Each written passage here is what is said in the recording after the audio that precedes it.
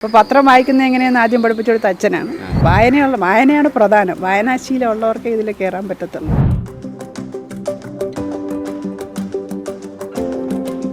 First priority സർക്കാർ പറയുന്ന പദ്ധതികളെ നടപ്പിലാക്കാൻ വേണ്ടിയായിരിക്കും.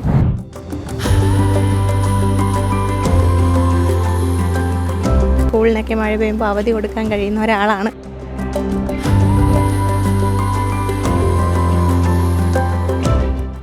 നമസ്കാരം.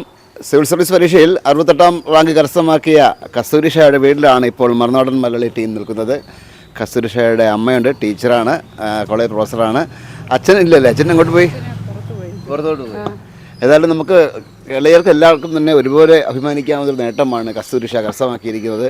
സിവിൽ സർവീസ് പരീക്ഷയിൽ ഒരു റാങ്ക് ലഭിക്കുക എന്നുള്ളത് ചെറിയ കാര്യമൊന്നുമല്ല, കോടിയിൽ ഒരാൾക്ക് മാത്രം ലഭിക്കുന്ന ഒരു കാര്യമാണ്. അതാണ് കസ്തൂരിഷ കരസ്ഥമാക്കിയിരിക്കുന്നത്.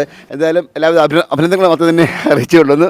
അതെ, കുഞ്ഞുനാളിലെ 1ാം ക്ലാസ്സിൽ പഠിക്കുമ്പോഴുള്ളൊരു സ്വപ്നമായിരുന്നു ഈ കളക്ടർ എന്ന ഒരു പദവിയുണ്ട്, സ്കൂളിനൊക്കെ മഴ പെയ്യുമ്പോൾ അവധി കൊടുക്കാൻ കഴിയുന്ന ഒരാളാണ് എന്നൊക്കെ 1ാം ക്ലാസ്സിൽ പഠിക്കുമ്പോഴാണ് മനസ്സിലാക്കുന്നത്. പിന്നെ സ്കൂളിലും കോളേജിലൊക്കെ പഠിക്കുമ്പോൾ ഓരോ ഫംഗ്ഷന് വേണ്ടിയും ഓരോ ഓഫീസർമാരൊക്കെ വരുമ്പോൾ വിദ്യാർത്ഥികളുമായുള്ള സംവാദങ്ങൾ, ചർച്ചകൾ, അപ്പോൾ അതിൽ നിന്നൊക്കെയാണ് ഈ ഒരു പ്രൊഫഷനോട് ഇത്രയും താല്പര്യം തോന്നിയിട്ടുള്ളത്. അതുമാത്രമല്ല, ഞാൻ കേട്ടതെന്ന് പറഞ്ഞു കഴിഞ്ഞാൽ 10ാം ക്ലാസ് SSLC പരീക്ഷയ്ക്ക് വളരെ ഉന്നതമായ മാർക്ക് കരസ്ഥമാക്കിയിട്ട് പോലും സയൻസ് വിഷയങ്ങളോ മറ്റൊന്നും എടുക്കാതെ ഹ്യൂമാനിറ്റീസിൽ തിരഞ്ഞെടുത്തു അല്ലേ? അതെ, സോഷ്യൽ സയൻസ് വിഷയങ്ങൾ പഠിക്കാൻ സ്കൂളിൽ പഠിക്കുമ്പോഴേ നല്ല ഇഷ്ടമായിരുന്നു. അപ്പോൾ ആ ഒരു ഇൻട്രസ്റ്റിന് പിറകെ പോവുമായിരുന്നു. അതുപോലെ തന്നെ ഫസ്റ്റ് റാങ്ക് ആയിരുന്നു. അതെ, ഈ ഹ്യൂമാനിറ്റീസിന് ഫസ്റ്റ് റാങ്ക് ആയിരുന്നു. അത് കഴിഞ്ഞ് സിവിൽ സർവീസ് കോച്ചിങ്ങിന് പോയായിരുന്നു. അതെ, ഹ്യൂമാനിറ്റീസ് കഴിഞ്ഞിട്ട് ഞാൻ BA ഇംഗ്ലീഷ് ലിറ്ററേച്ചറിൽ ബിരുദം എടുക്കുന്നു. ആഫ്റ്റർ ഡിഗ്രിയാണ് ഞാൻ സിവിൽ സർവീസ് പ്രിപ്പറേഷനിലേക്ക് പോയത്. ടീച്ചറെ, മകളുടെ ആഗ്രഹം പണ്ട് തൊട്ടേ പറയുമായിരുന്നു ഇങ്ങനെ മകൾ കളക്ടറാവണമെന്ന് ആദ്യം പറയുമായിരുന്നു. പിന്നെ ഫാദർ നന്നായിട്ട് സപ്പോർട്ട് ചെയ്തു. ടെക്സ്റ്റ് ബുക്കുകളിൽ അപ്പോൾ വായനയാണ് പ്രധാനമെന്ന് പറഞ്ഞ് പത്രം ചെറുതിലെ തന്നെ ഫാദർ പറഞ്ഞു കൊടുക്കുക. പഠിപ്പിക്കുന്ന മോഡല്ല ആദ്യം പാരഗ്രാഫ് എങ്ങനെയാണ് വായിക്കേണ്ടത്, മുകളിൽ നിന്ന് താഴേക്ക് വായിച്ചിട്ട് വീണ്ടും ഞാനിങ്ങനെ നോക്കി നിൽക്കുമായിരുന്നു ഇതെങ്ങനെയാണ് വായിക്കുന്നത് എന്നുള്ളത്. അപ്പോൾ പത്രം വായിക്കുന്നത് എങ്ങനെയെന്ന് ആദ്യം പഠിപ്പിച്ചു കൊടുത്ത അച്ഛനാണ്. എന്നിട്ട് അത് മലയാളം പത്രമാണ് ആദ്യം വായിച്ചുകൊണ്ടിരുന്നത്. അത് കഴിഞ്ഞിട്ട് ഇംഗ്ലീഷ് പത്രത്തിലേക്ക് തിരിഞ്ഞു. ഇംഗ്ലീഷ് പത്രത്തിൽ ആദ്യം നോട്ട് എഴുതുമായിരുന്നു അല്ലേ മോള്?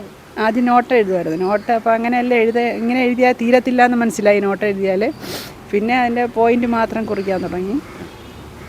അത് കഴിഞ്ഞ് പത്രവായന എന്നായിരുന്നു പ്രധാനം. അപ്പോൾ എവിടെയും പ്രസംഗ മത്സരത്തിലൊക്കെ പോകുമ്പോൾ ഈ പത്രം മനസ്സിലുള്ളതുകൊണ്ട് നന്നായിട്ട് എനിക്കിഷ്ടമായിരുന്നു അവളെ പ്രസംഗം കേൾക്കാൻ. ഞാൻ കൂടെ പോകുമായിരുന്നു അങ്ങനെ പ്രസംഗം കേൾക്കാനൊക്കെ ആയിട്ട്. അപ്പോൾ പ്രസംഗം, അതുപോലെ എസ്സേ റൈറ്റിങ് സൂപ്പറാണ്. എനിക്ക് ഭയങ്കര ഇഷ്ടമാണ് അവളെ എസ്സേ വായിക്കാനായിട്ട്. അങ്ങനെ ഒരു 3-4 പ്രാവശ്യം ഗോൾഡ് മെഡൽ കിട്ടിയിട്ടുണ്ട് എസ്സേക്ക്. അതുപോലെ കേരള യൂണിവേഴ്സിറ്റിയിലും ടോപ്പറായിരുന്നു എസ്സേ റൈറ്റിങ്. അത് വായിച്ചാലേ അറിയത്തുള്ളൂ, അത് നന്നായിട്ട് എഴുതുള്ളൂ. വായനയാണ് പ്രധാനം. വായനാശീലം ഉള്ളവർക്ക് ഇതിൽ കയറാൻ പറ്റത്തുള്ളൂ എന്നാണ് എൻ്റെ അഭിപ്രായം. ഫസ്റ്റ് അറ്റംപ്റ്റ് തന്നെയാണോ? അതെ, ഫസ്റ്റ് അറ്റംപ്റ്റ് ആണ്. എവിടെയായിരുന്നു കോച്ചിങ് ചെയ്തത്? ഫോർച്യൂൺ IS അക്കാഡമി, കവടിയ, കുറവങ്കോണം. പ്രിലിംസിന് പാപ്പനംകോടായിരുന്നു, മെയിൻസിന് വിമൻസ് കോളേജിൽ വെച്ചിട്ടായിരുന്നു, ഇന്റർവ്യൂ UPSC ഭവൻ ഡൽഹിയിൽ വെച്ചിട്ടായിരുന്നു. അച്ഛൻ പറഞ്ഞു ഡൽഹി പോയി അദ്ദേഹം അവിടെ പറഞ്ഞിട്ടുണ്ടായിരുന്നു ഇവിടുത്തെ ഇലക്ഷൻ ചൂടൊന്നും അവിടെ ഇല്ല എന്നൊക്കെ അവിടെ പറഞ്ഞായിരുന്നു. ഈ പറയുന്ന ഒരു കളക്ടറായിട്ട് വന്നു കഴിഞ്ഞാൽ, ഇപ്പോൾ തിരുവനന്തപുരം ജില്ലാ കളക്ടറായിട്ട് വന്നു കഴിഞ്ഞാൽ എന്തിനായിരിക്കും ഫസ്റ്റ് പ്രയോറിറ്റി കൊടുക്കുന്നത്? ഫസ്റ്റ് പ്രയോറിറ്റി സർക്കാർ പറയുന്ന പദ്ധതികളെ നടപ്പിലാക്കാൻ വേണ്ടിയായിരിക്കും. ഒരു സിവിൽ സർവൻ്റ് എന്ന നിലയിൽ ഏതാണോ ഭരിക്കുന്ന സർക്കാർ, അവരുടെ പദ്ധതികൾ നടപ്പിലാക്കാനാണല്ലോ എക്സിക്യൂട്ടീവ് എന്നൊരു സമ്പ്രദായം ഉള്ളത്. അപ്പോൾ അതിനനുസരിച്ചായിരിക്കും. അച്ഛനും ടീച്ചറായിരുന്നു അല്ലേ? അച്ഛൻ ടീച്ചറായിരുന്നു. ഗേൾസിൽ നിന്ന് പ്രിൻസിപ്പളായിട്ട് റിട്ടയർ ചെയ്തു. ഹയർ സെക്കൻഡറി ആയിരുന്നു. അമ്മ TKM കോളേജിൽ ബോട്ടണി ഡിപ്പാർട്ട്മെന്റിൽ വർക്ക് ചെയ്യുന്നു, പ്രൊഫസറായിട്ട് വർക്ക് ചെയ്യുന്നു. ഇന്നാണ് ഇങ്ങനെ ഒരു നേട്ടം, എന്താ പറയാനുള്ളത്? നമുക്കിതിൽ ഒരുപാട് അഭിമാനമുണ്ട്. ഇങ്ങനെ ഒരു ഇത് കിട്ടിയത് നമുക്ക് ഉന്നത വിജയം നേടിയതിൽ ഏറ്റവും കൂടുതൽ അഭിമാനിക്കുന്നത് നമ്മൾ തന്നെയാണ്. ഇത് കേട്ട എല്ലാവരും നേരത്തെ അറിഞ്ഞിട്ടുണ്ടായിരുന്നു ഇങ്ങനെ ഒരു സിവിൽ സർവീസ് പരീക്ഷയ്ക്ക് പങ്കെടുക്കുന്നവരൊക്കെ അറിയായിരുന്നു. വലിയ ഭാഗ്യം ചെയ്ത ആൾക്കാരാട്ടോ. ഈ കളക്ടറേറ്റൊക്കെ വന്നു കഴിഞ്ഞാൽ, തിരുവനന്തപുരം ജില്ലക്ക് വന്നു കഴിഞ്ഞാൽ എന്തൊരു ആവശ്യമുണ്ട് നേരെ ഇങ്ങോട്ട് വന്നാൽ മതിയല്ലോ. വേറെ ഇങ്ങോട്ട് പോകണ്ടല്ലോ അല്ലേ? തീർച്ചയായിട്ടും നാട്ടിൽ അഭിമാനിക്കുന്ന 2 കാര്യങ്ങളുണ്ട്. ഒന്ന് നമ്മുടെ സ്വന്തം അസീർ സാറ്, 2 ഇപ്പോൾ കുട്ടി. സ്കൂളിലും കോളേജിലും ഒക്കെ കലോത്സവങ്ങളിൽ essay writing, short story writing, poetry, പിന്നെ ഡിബേറ്റ്, പ്രസംഗ മത്സരം, പിന്നെ ഞാൻ എഴുതും. ഞാൻ 3 ബുക്സ് പബ്ലിഷ് ചെയ്തിട്ടുണ്ട്. ഏതൊക്കെയാണത്? ആദ്യത്തേത് ഞാൻ 8ാം ക്ലാസ്സിൽ പഠിക്കുമ്പോൾ ഇംഗ്ലീഷ് പോയംസിൻ്റെ ഒരു collection art of mind SB പ്രസ്സാണ് പബ്ലിഷ് ചെയ്തത്.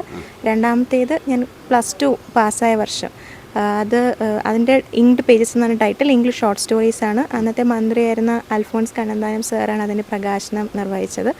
പിന്നെ റീസെൻ്റ്ലി 2021 ഞാൻ പബ്ലിഷ് ചെയ്തത് 36 shades of red, green books ആണ് പബ്ലിഷ് ചെയ്തത്. ഇംഗ്ലീഷ് പോയംസ് ആണ്. അങ്ങനെ 3 പുസ്തകങ്ങൾ എഴുതിയിട്ടുണ്ട്. അതെ. ഏതായാലും ഈ ഒരു ഫസ്റ്റ് അറ്റംപ്റ്റിൽ തന്നെ ഒരു 68 റാങ്ക് കരസ്ഥമാക്കുക എന്നുള്ളത് ഒരു ചെറിയ കാര്യമല്ല, വലിയ കാര്യം തന്നെയാണ്. ഇനി കുട്ടിയെ കാണുമ്പോൾ ഏതെങ്കിലും ഒരു കളക്ടറായിട്ട് അല്ലെങ്കിൽ ജില്ലയുടെ ചുമതലയായിട്ടിരിക്കുന്നത് ഒരു കാഴ്ച കാണാൻ ഇടവരട്ടെ എന്ന് ആശംസിച്ചുകൊണ്ട് മറുനാടൻ മലയാളിക്ക് വേണ്ടി ക്യാമറമാൻ JP-ക്കൊപ്പം ശ്രീജിത്ത് മാരാർ സൈനിങ് ഓഫ്.